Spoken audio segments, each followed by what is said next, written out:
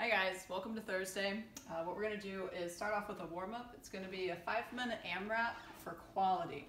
So you're going to go through 20 crawl steps, 20 alternating toe taps, 20 alternating forward lunges, and then 20 four-way taps.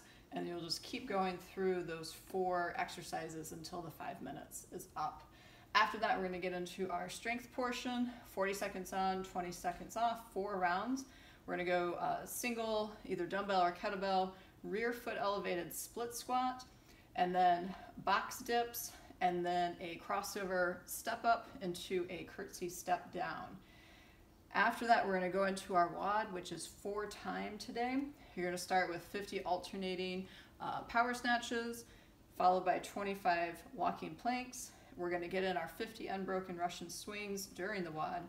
We're going to go 25 hand release push-ups, 50 snatches, and then finish with 25 walking planks. And then we'll finish off today with a core finisher, a Tabata of V-ups. So first with the crawling,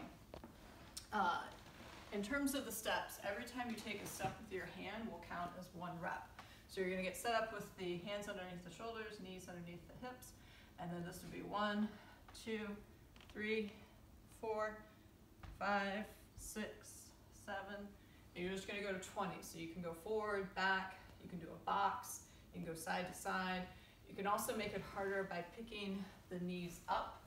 So we go 1, 2, 3, all the way to 20. After you finish those 20, we're going to go alternating toe taps, ideally to a kettlebell or a dumbbell if you have it.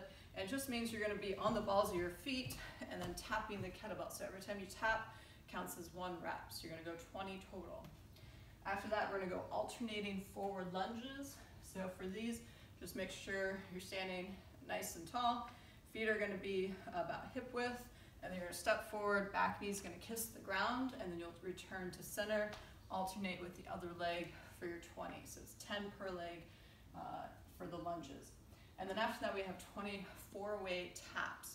So every time you touch a shoulder or a toe, counts as 1 rep. So we're going to get set up in our plank position, hands underneath the shoulders, tap 1, tap 2, tap my toe, 3, other toe, 4, and then I'll go 5, 6, and I'll just keep tapping until I get to my 20.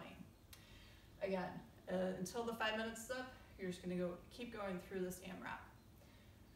In terms of our strength, we've got 3 movements today. Ideally, this works best if you have a box.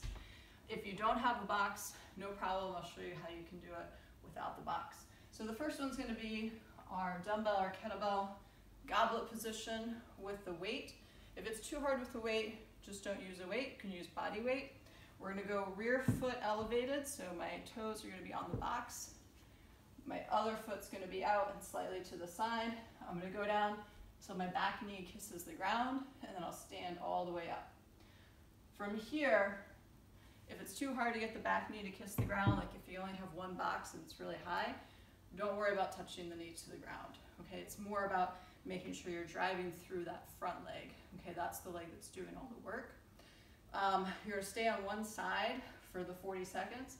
The next round, you're going to switch sides. If you don't have a box to elevate on, just go ahead and get into your split stance. You can hold your weight if you want, and then you're just going to go down and stand. Okay, and again, stay on one leg for 1 round, the next time through, switch legs. Our next one's going to be our box dips. So we're hitting the tricep muscles. You're going to have the hands just outside of the hips. Feet will be out in front of you. You can bend the knees or keep them straight, and you're going to go down and then press all the way up.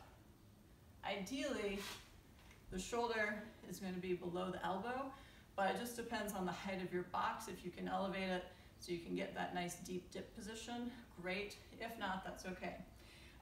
If you don't have a box, you could also use a chair or even 2 chairs and put 1 hand on each chair and then dip in between.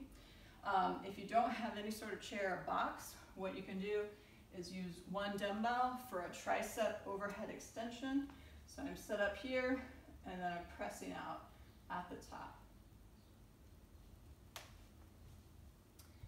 So we're going to go 40 seconds there with the box dips, and then our third movement is going to be a crossover box step up. So I'm going to going to be on the side of the box. I'm going to cross over with my outside leg. I will stand on top of the box. That leg that I used to cross over, it will now come down back behind that leg for a curtsy step down. Okay? And then I'll go with my right leg on top, my crossover, and then my curtsy back down.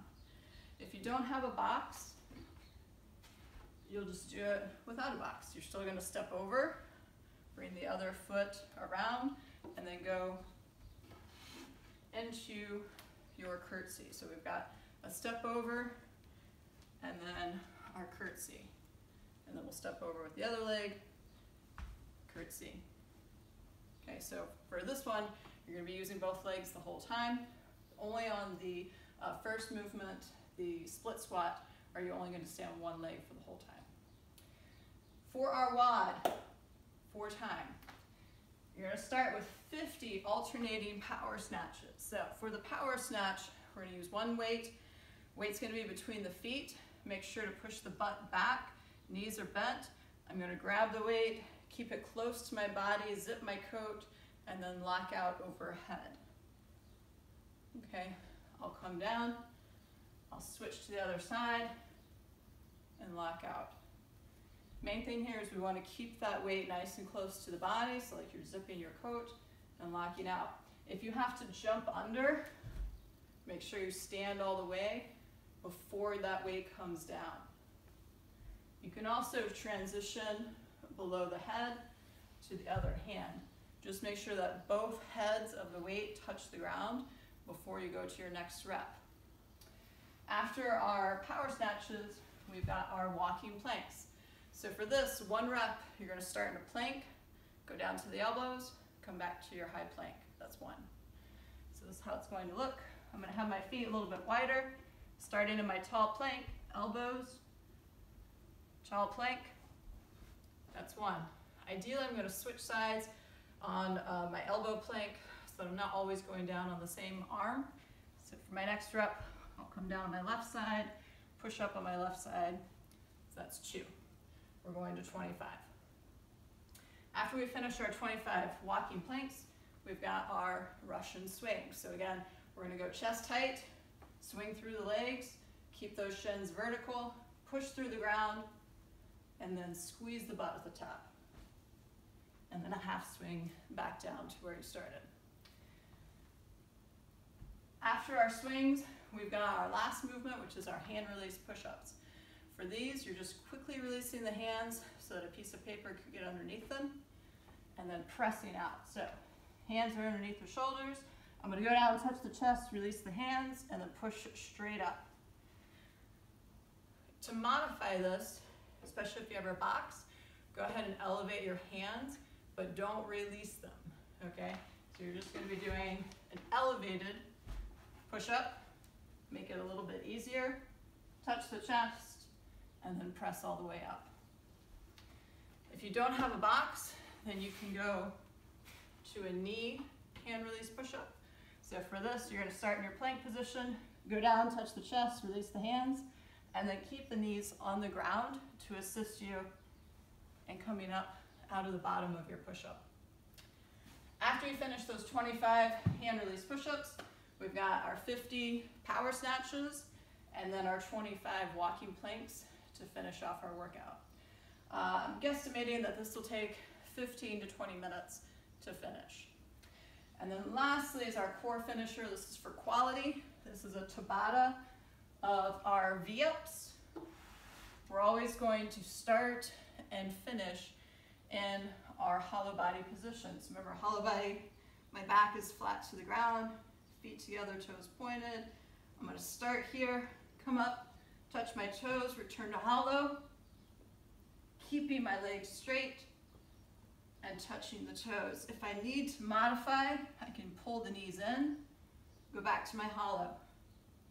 So these are our knee tucks. Try to maintain a consistent pace for the 20 seconds of work. You'll rest for 10, 20 seconds of work.